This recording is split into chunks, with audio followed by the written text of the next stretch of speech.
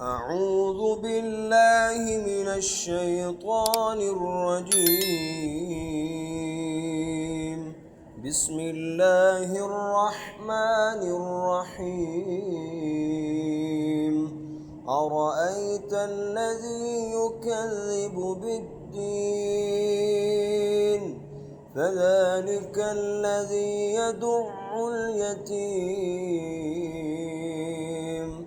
ولا يحض على طعام المسكين فويل للمصلين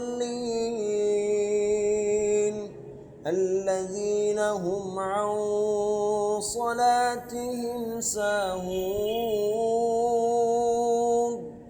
الذين هم يراءون